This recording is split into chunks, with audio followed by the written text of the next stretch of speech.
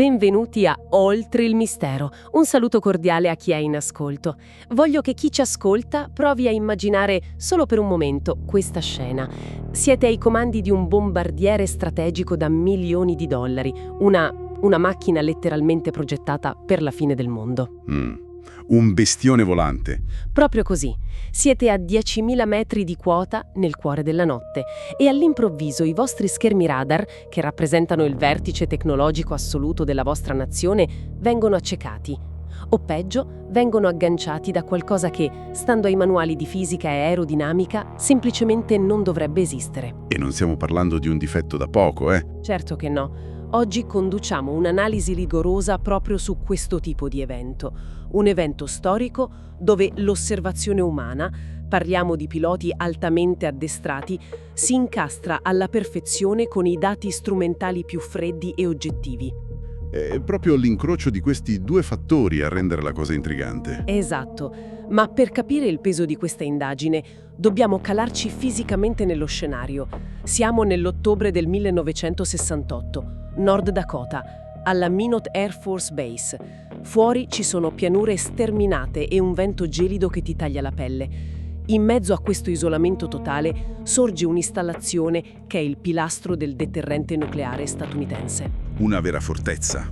Un luogo dove la tensione della guerra fredda si può letteralmente respirare nell'aria. E impostare il contesto operativo di quel luogo è il primo passo fondamentale per capire di cosa parliamo. Sgombriamo il campo, non stiamo discutendo di miti. No, infatti. O di luci vaghe viste da, guidatori stanchi su strade di campagna.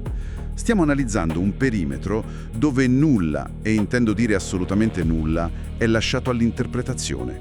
Una base militare strategica del 1968 operava in uno stato di allerta che oggi, faremo davvero fatica a concepire. Sicuramente. In quell'ambiente ogni millimetro di spazio aereo, ogni singola variazione di frequenza radio, ogni contatto sui monitor, tutto era codificato e analizzato in tempo reale.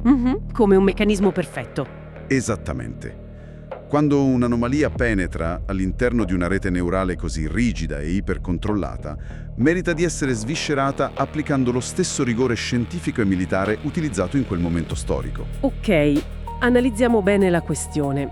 Prima di arrivare al nucleo dell'anomalia, bisogna rendere bene l'idea della barriera di sicurezza che circondava la base di Minot. A me piace pensarla non tanto come una cassaforte impenetrabile, ma piuttosto come il sistema nervoso centrale di un organismo perennemente in allerta. Ottima analogia. Rende molto bene l'idea. Vero. Immaginate una rete di fili invisibili tesi attraverso il Polo Nord. Se un singolo filo viene appena sfiorato, il cervello, che in questo caso è il comando centrale, reagisce in frazioni di secondo.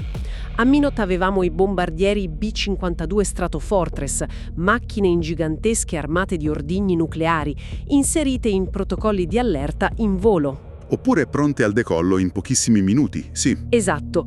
In un ecosistema del genere, un allarme non suona mai per una semplice svista. Ma infatti il paragone del sistema nervoso è estremamente calzante, proprio perché chiarisce la catena di comando.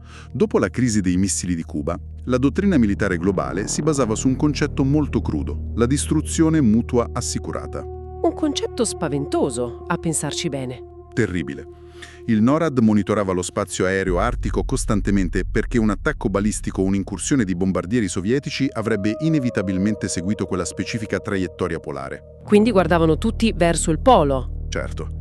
Questo significa che gli operatori radar non consideravano le anomalie come semplici curiosità atmosferiche.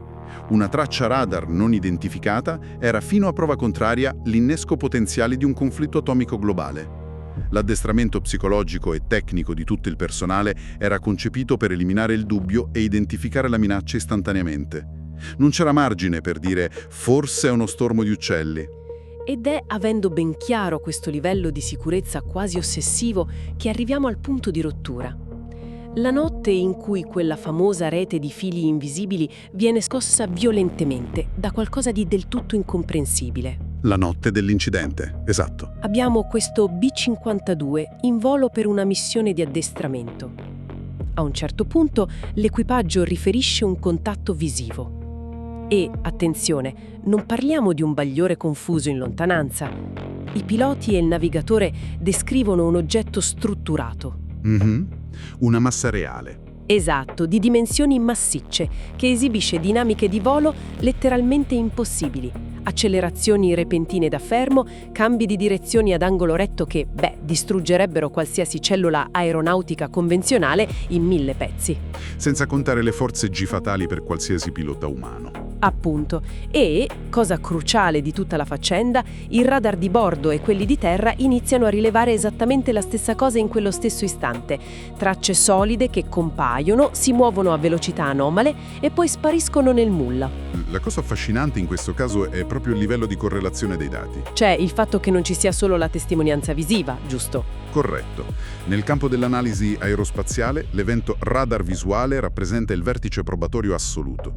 Dobbiamo sempre ricordare come funziona fisicamente un radar. Che non è una macchina fotografica. Esatto, non scatta fotografie, emette degli impulsi elettromagnetici nello spazio circostante. Se quell'impulso incontra una massa fisica dotata di una superficie riflettente, l'onda rimbalza e torna all'antenna ricevente. Questo genera una traccia luminosa sullo schermo. Il radar misura la distanza, la velocità e la sezione trasversale dell'oggetto. E quando questo dato empirico, che è basato su riflessioni elettromagnetiche reali, si sovrappone alla testimonianza visiva diretta di un equipaggio selezionatissimo per missioni nucleari, lo spazio per le spiegazioni convenzionali si riduce in modo drastico. Però ecco, per fare l'avvocato del diavolo, devo sollevare una questione tecnica. Vai, sentiamo. Siamo comunque negli anni 60. Parliamo di tecnologia prettamente analogica, tubi catodici, valvole enormi, circuiti che erano costantemente soggetti a sorriscaldamento. Quanto è probabile che un'apparecchiatura del genere produca un malfunzionamento grave? È un'obiezione lecita. Voglio dire, un sensore analogico difettoso potrebbe generare un ecofantasma, no? E magari l'equipaggio, che è già sotto lo stress fortissimo di volare con armi atomiche a bordo, finisce per suggestionarsi. Vedono luci dove non ci sono, creando una specie di effetto a catena di falsi positivi. L'obiezione è assolutamente centrale nell'analisi. È un dato di fatto che l'equipaggiamento analogico potesse soffrire di anomalie termiche o di interferenze elettroniche. Nessuno lo nega. Inoltre, esistono fenomeni meteorologici molto ben documentati. Come le famose inversioni termiche, giusto? Esattamente. Le inversioni termiche avvengono quando uno strato di aria calda rimane intrappolato sopra uno strato di aria fredda. Questo strato agisce come una sorta di lente, deviando le onde radar verso il terreno e creando così dei bersagli fittizi sugli schermi degli operatori. Ok, quindi l'ipotesi del guasto o del clima regge. Fino a un certo punto. Ma la forza del caso di Minot e di altri simili risiede proprio nella meccanica infallibile della conferma incrociata. Un'inversione termica genera sicuramente un punto verde su un monitor di terra, certo, ma non si materializza fuori dal finestrino di un bombardiere in movimento sotto forma di un oggetto tridimensionale che viaggia a centinaia di nodi parallelamente alla cabina di pilotaggio. Chiaro, l'inversione termica non ti insegue e di certo non ti fissa attraverso il vetro del cockpit. Esatto, non ha una forma geometrica definita. E a questo aggiungerei che c'è un elemento psicologico cruciale per smontare l'ipotesi della suggestione collettiva, ovvero le registrazioni audio delle comunicazioni radio di quella notte. Quelle sono impressionanti! Se ascoltiamo i nastri originali di quella notte o di eventi simili, il quadro che ne esce è raggelante. Non c'è un singolo filo di isteria, non ci sono voci rotte dall'ansia o dal panico. Sembrano quasi robotici da quanto sono calmi. Assolutamente. Sentiamo professionisti militari che comunicano coordinate, incrociano i dati di telemetria e richiedono conferme strumentali con una freddezza chirurgica. L'ufficiale alle armi sul B-52 legge i dati del suo radar di puntamento. E la torre di controllo gli risponde confermando la stessa esatta posizione sul radar di terra. Proprio così. Non c'è spazio per le illusioni ottiche o per visioni di massa, quando sensori elettronici indipendenti tra loro certificano la presenza di una massa solida. Ed è qui che la situazione si fa davvero interessante, perché qualsiasi spiegazione singola cerchiamo di forzare per chiudere il caso, finisce sempre per lasciare scoperto un fianco vitale. Esattamente. Proviamo con l'astronomia, per esempio. Un corpo celeste eccezionalmente luminoso, magari Venere, o un bolide atmosferico molto grande. Questo spiegherebbe il forte stimolo visivo dei piloti, Visivamente sì. ma non spiegherebbe in alcun modo il ritorno radar di un oggetto metallico che compie manovre evasive, rallenta, si ferma e poi schizza via ad altissima velocità. Assolutamente no. Un pianeta non appare sul radar a poche miglia dal tuo aereo. Per inquadrare questa ostinazione del fenomeno a sottrarsi alle nostre categorie conosciute, dobbiamo per forza fare un salto negli archivi ufficiali dell'epoca. Sappiamo tutti come operava il celebre Project Blue Book dell'Air Force in quel decennio. Il famoso ufficio investigativo. Conosciamo bene la sua funzione, che era più che altro di rassicurazione pubblica, per non creare panico. Ma se ci concentriamo sui dati duri, sui 701 casi che nonostante gli sforzi colossali di insabbiamento sono rimasti classificati come non identificati, il quadro cambia drasticamente. E come? Quei 701 fascicoli rappresentano l'anomalia statistica che non può semplicemente essere spazzata via sotto il tappeto. E analizzandoli da vicino notiamo una dicotomia lampante nelle istituzioni di quel periodo storico. Una sorta di doppia faccia istituzionale, intendi? Esatto. Sul versante pubblico, l'imperativo categorico era neutralizzare l'ansia dei cittadini. Si fornivano giustificazioni, a volte quasi acrobatiche, tirando in ballo riflessi, fare di ricerca o persino grossi stormi di uccelli migratori. I famosi palloni meteorologici. Classico esempio. Tutto pur di alimentare la narrativa del controllo totale sui cieli. Ma a porte chiuse, nei circoli dell'intelligence e dell'aeronautica, l'indagine era condotta con una serietà assoluta e quasi disperata.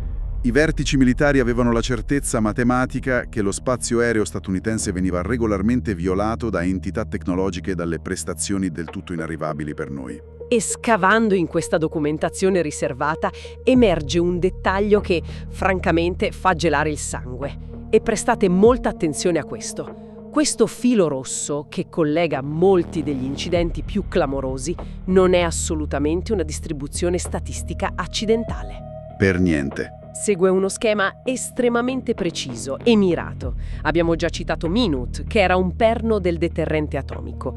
Ebbene, se tracciamo le coordinate dei casi più documentati, quelle con molteplici testimoni sia radar che visivi, indovinate un po'? Finiamo dritti sopra altre installazioni nucleari. Immancabilmente. Pensiamo all'incidente di Malmstrom, un altro caso pazzesco, dove il volo dei missili balistici intercontinentali venne disattivato in sequenza, uno dopo l'altro, mentre un oggetto sorvolava i sili. Quello è un caso emblematico di interferenza diretta. Oppure alle indagini attorno alle testate atomiche stoccate a RAF Bentwaters in Europa. C'è un'innegabile gravità in tutto questo. C'è un interesse mirato, specifico, verso i nostri sistemi d'arma più distruttivi in assoluto. Se colleghiamo questo dettaglio al quadro generale, la struttura delle spiegazioni terrestri inizia a crollare rovinosamente sotto il peso della pura logica militare. Esaminiamo le ipotesi convenzionali, partendo proprio dalla tecnologia domestica, cioè americana. Negli anni 60 gli Stati Uniti stavano effettivamente testando velivoli sperimentali segreti formidabili. Pensiamo al programma Oxcart o ai primissimi precursori dell'SR-71 Blackbird. Macchine incredibili per quegli anni. Esatto. Quindi potrebbe trattarsi di un prototipo americano super classificato, testato senza preavviso sui cieli del Nord Dakota. Dal punto di vista strategico, è un'ipotesi del tutto insostenibile. Una follia logistica assoluta. Di più. Sarebbe un rischio calcolato disastroso. Far volare un prototipo top secret del tutto sprovvisto di transponder riconoscibili, facendogli compiere delle intercettazioni simulate di notte, a pochissimi chilometri da un bombardiere B-52 carico di armi nucleari attive. È praticamente come invitare un incidente fatale. Significa rischiare di essere abbattuti dai propri caccia-intercettori in allerta o di provocare lo sgancio accidentale di un ordigno atomico a causa di una collisione in volo. Sarebbe stato inaccettabile. Nessun comandante dello Strategic Air Command, il SAC, avrebbe mai, e dico mai, permesso l'uso dello spazio aereo di Minot per un gioco del genere. Concordo pienamente. Questo ragionamento, di riflesso, ci spinge inevitabilmente verso l'altra grande ipotesi terrestre, che per il Pentagono degli anni 60 era l'incubo definitivo in assoluto. La tecnologia sovietica. Esatto, i russi. Ma anche qui, se applichiamo la lente della teoria dei giochi e della pura strategia geopolitica, cadiamo in un paradosso insormontabile. Se Mosca avesse davvero sviluppato piattaforme in grado di annullare l'inerzia, accelerare a Mach 10 senza emettere alcun boom sonico, E parliamo di fisica che rasenta la magia, eh? sì, insomma, se potevano eludere l'intera rete radar del NORAD e stazionare comodamente sopra le difese nucleari americane per spegnerle a piacimento, perché diavolo fermarsi lì? Avrebbero posseduto un vantaggio tattico e strategico talmente schiacciante da poter dominare il globo intero in poche settimane, senza sparare un colpo. Invece, la storia ci insegna che l'equilibrio del terrore è rimasto in piedi fino al crollo dell'Unione Sovietica. Nessuna superpotenza ha mai utilizzato questa presunta tecnologia in nessun teatro di guerra noto, dalla giungla del Vietnam fino ai conflitti di oggi. Il collasso sistemico di queste teorie convenzionali, russe o americane che siano, è il motivo esatto per cui l'evento di Minot rimane una vera e propria pietra miliare.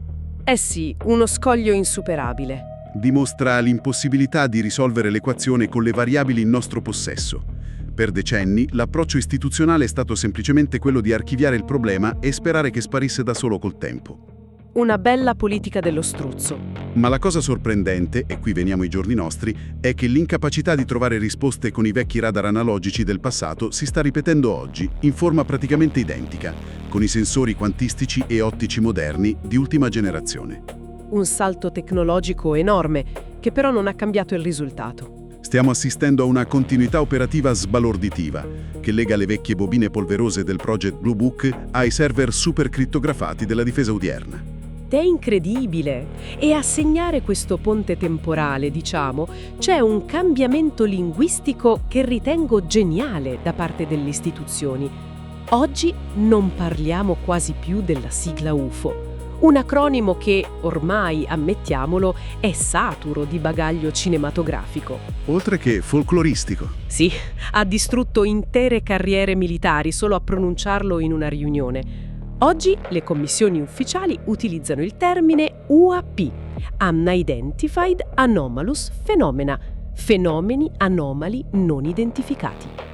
Può sembrare solo uno sterile cambio di burocrazia. Una mossa di pubbliche relazioni, verrebbe da pensare. E invece in realtà è una mossa clinica, asettica, studiata proprio per ripulire il tavolo da decenni di pregiudizi e permettere finalmente a fisici, ingegneri e piloti di analizzare i dati senza il rischio di finire derisi sulla prima pagina dei giornali. Il cambio di nomenclatura era un passaggio assolutamente obbligato per riportare il fenomeno nel recinto rigido della scienza applicata. E nel momento esatto in cui questo tabù è caduto, i dati sono fluiti molto più liberamente. E hanno svelato quel ponte storico di cui parlavi poco fa? Esatto.